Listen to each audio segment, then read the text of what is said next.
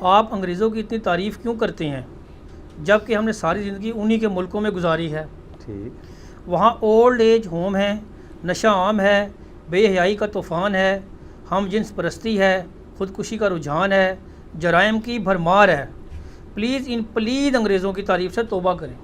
ٹھیک ہے جی، پہلے تو آپ نے یہ توبہ کر لی ہے جو آپ نے زندگی وہاں گزار دی ہے؟ تو ہم تو وہاں گئے بھی نہیں، دیکھ لیں، ہمارے پاس تو آپشن بھی بہت تھے جانے کے، ہم پھر بھی نہیں گئے، بلکہ ہمیں تو لوگ مفت کے ٹور لگوانے کے لیے بھی تیار ہیں، ہم تب بھی نہیں جاتے۔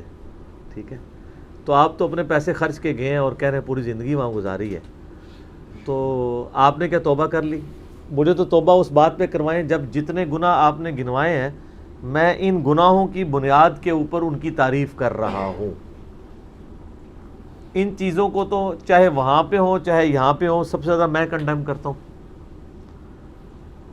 ہم گوروں کی جن چیزوں کی تعریف کر رہے ہوتے ہیں نا، وہ ان چیزوں کے اوپر کر رہے ہوتے ہیں کہ جن چیزوں کا ہمارے سب کانٹیننٹ کے معاشرے میں فقدان پایا جاتا ہے۔ مثال کے طور پہ آپ یورپ میں، امریکہ میں چلے جائیں، اس چیز کی کوئی پرواہ نہیں ہے کہ آپ کا مذہب کیا ہے، آپ کس رنگ اور نسل سے تعلق رکھتے ہیں، اگر آپ ٹیلنٹڈ ہیں، آپ محنتی ہیں تو آپ اوپر جائیں گے۔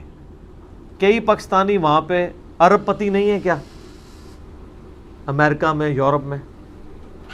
اگر وہ مذہب کا فرق رکھ رہے ہوتے تو کبھی بھی مسلمان اوپر نہ جا رہے ہوتے۔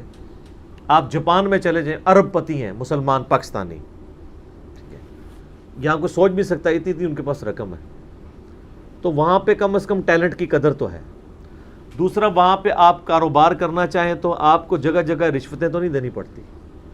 یہاں تو سر یہ شناختی کارڈ کا معاملہ تو اب کچھ آسان ہوا ہے، ادروائز تو شناختی کارڈ اور ڈومیسائل کا تو شاید اب بھی اس طرح کا آسان نہ ہو، بنوانا پڑے تو ہر بندہ کہتا ہے یار کوئی واقف ہے ادھر، کوئی واقف ہے بندہ، اپنا جائز کام کروانے کے لیے آپ واقف ڈھونڈ رہے ہوتے ہیں۔ وہاں تو ایسا نہیں ہے، آپ نے اپنا بل ٹھیک کروانا ہو، جو آپ کے ساتھ زیادتی ہوئی ہے کہ آپ کا بل زیادہ آ گیا ہے، تو آپ دفتروں میں دھکے کھا رہے ہوتے ہیں، پھر کہتے ہیں کوئی واقف ہے کہ میں بل ٹھیک کروا لوں۔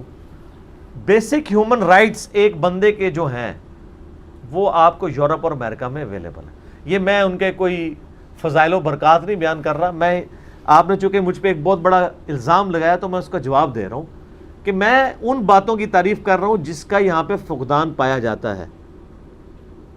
برائی تو برائی ہے، چاہے وہاں پہ بھی ہو چاہے یہاں پہ بھی ہو۔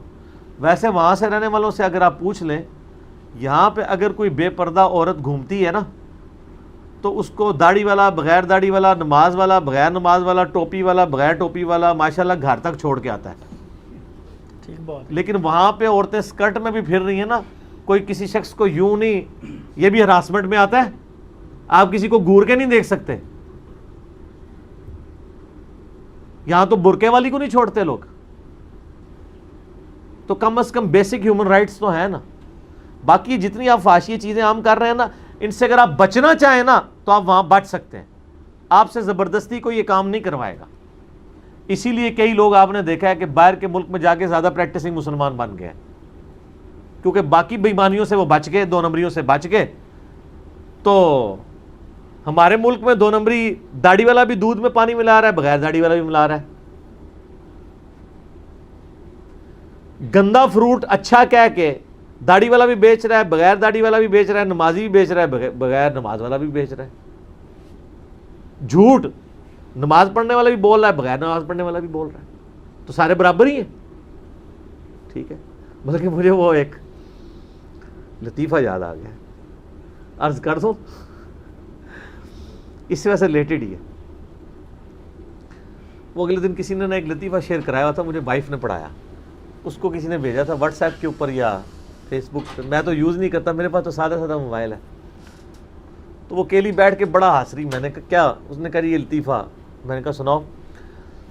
تو اس میں یہ تھا کہ ایک بندہ جو ہے نا وہ تلوار اٹھا کے نا، آج بھی ویسے انڈیا کے اندر تلواریں عام ہیں، آپ دیکھیں وہاں پہ گاؤں میں جو ڈنڈوں اور تلواروں سے ابھی بھی لڑائی ہو رہی ہے۔ ظاہر غریب لوگ ہیں، روٹی نہیں پوری ہوتی تو اسلحہ کہاں سے؟ تو یہ تلوار نہ سمجھیے کہ وہ پرانے زمانے کی بات ہے۔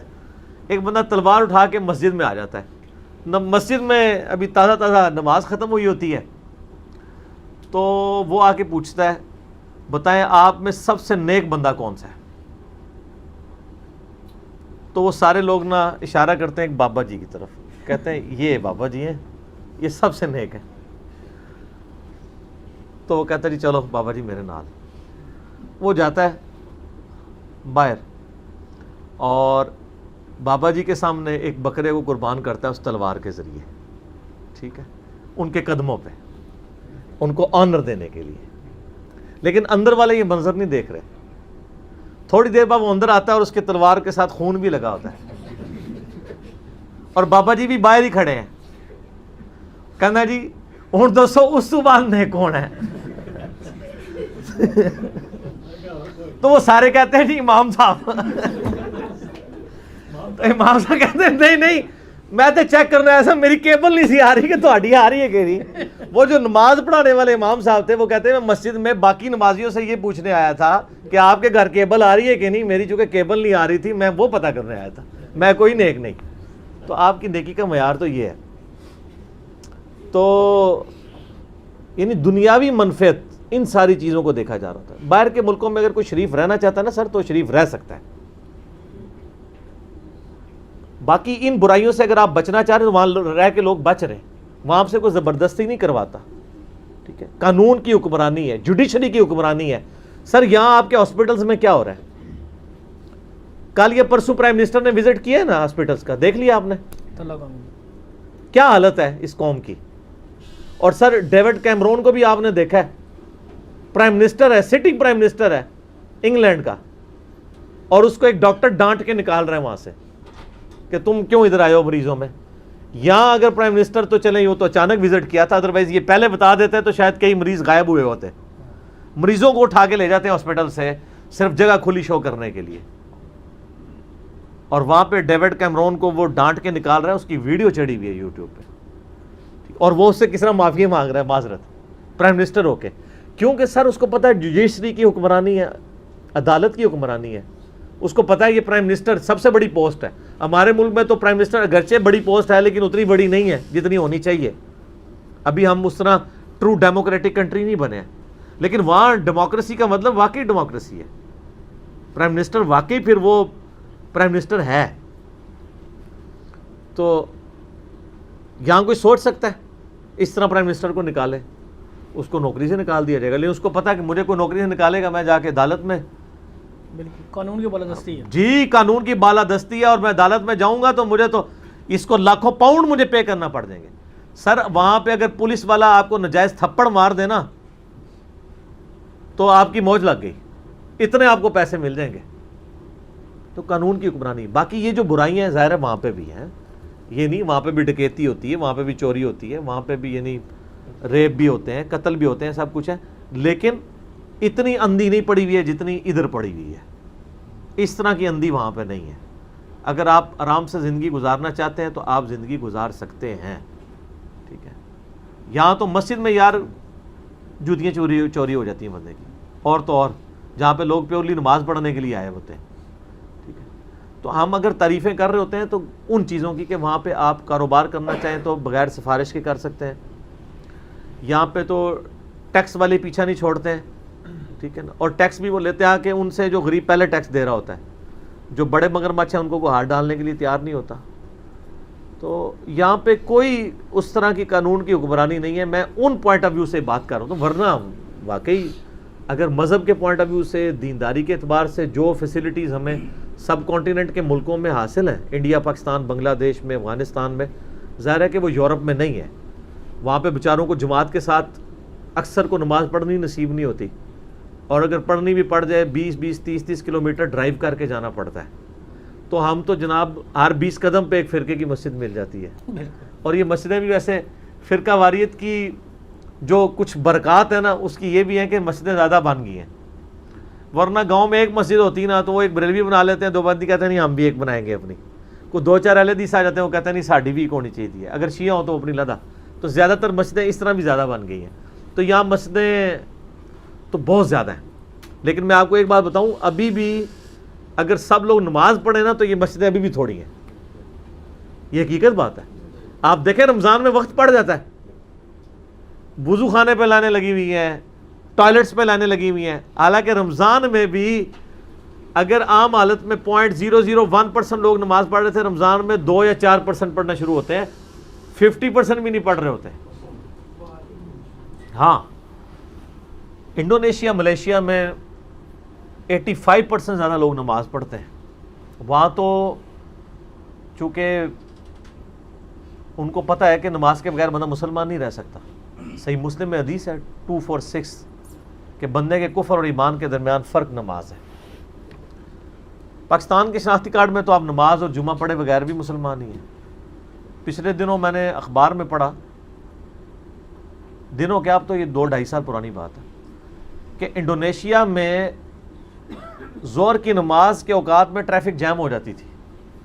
تو انہوں نے انالیسس کیا کہ یہ مسئلہ کیا ہے, تو پتہ چلا کہ لوگ نماز پڑھنے کے لیے نکلتے ہیں آفیسز سے, ٹریفک جام ہو جاتی ہے, تو نماز پڑھنے کے لیے مسجدوں میں سر انہوں نے موبائل مسجدیں انٹروڈیوس کرا دی ہیں وہاں پہ. بالکل ہوتے رہتے ہیں جی, موبائل مسجدیں, بڑے بڑے ٹریلے وہ باقاعدہ گراؤنڈ ایریاز میں لا کے پارک کرتے ہیں, وہاں پہ اذان ہوتی ہے, لوگ اپنے آفیسز سے نکل کے بجائے کہ گاڑی ڈرائیو کر کے مسجد ہی اٹھا کے وہاں لے آتے ہیں. وہ کہ لے سر مسجد حاضر ہے, آئے نماز پڑھیں. وہاں تو کسی کے دماغ میں نہیں آیا یار خیر ہے گھر بھی ہو جاتی ہے پڑھ لو, مسجد کا اہتمام کیا. تو میں یعنی جو پازیٹیو چیزیں ہیں ان کی تعریف کرتا ہوں. ان نیگیٹو چیزیں جن کو آپ نے ہائی لائٹ کیا ہے, اس سے ان کی پازیٹیو ختم نہیں ہوگی, اور ہمارے معاشرے کی جو پازیٹیو چیزیں ہیں ان سے نیگیٹو معاملات دھلیں گے نہیں, یہ ذہن میں رکھیے گا. اوورآل ایک عام انسان وہاں پہ زیادہ خوش ہے یہاں کی نسبت, یہ حقیقت بات ہے کہ یہاں پہ نہ انصاف ہے, نہ اس طریقے سے قانون کی حکمرانی ہے, نہ بیسک ہیومن رائٹس ہیں, نہ آپ کو ایک میڈیکل کیس کسی گھر میں ہو جائے لوگوں کی پورے مکان بک جاتے ہیں. وہاں اگر وہ ٹیکس آپ سے 40% لے رہے ہیں نا, تو وہ حکومت وقت کی ذمہ داری ہے آپ کا علاج کروانا بھی. اگر آپ کو میڈیکل مل جائے ٹیکس کے عوض, تو کوئی اور چیز تو آپ کو پیچھے نہیں لے کے جا سکتی. زیادہ تر بیماری کے خرچے ہوتے ہیں نا, اور بڑھاپے میں سب کے ساتھ معاملات ہیں. کسی کا بائی پاس ہو رہا ہے, ٹھیک ہے جی, بائی پاس کے اوپر پاکستان میں تو 4-5 لاکھ روپے لگ جاتا ہے. ایک غریب آدمی کہاں سے کرے؟ غریبوں کے لیے گرچہ ہاسپٹلز موجود ہیں, لیکن وہ آپ کو کیو میں لگا دیتے ہیں. 3 مہینے کے بعد ڈیٹس آتی ہیں, 4 مہینے کے بعد, اس وقت تک بندہ بھی ایکسپائر ہو جائے. پھر لوگ مجبوراً پھر کیا کرتے ہیں, ادھار پکڑ کے تو وہ کرواتے ہیں علاج, خود ہی کروا لیتے ہیں. ٹھیک ہو گیا.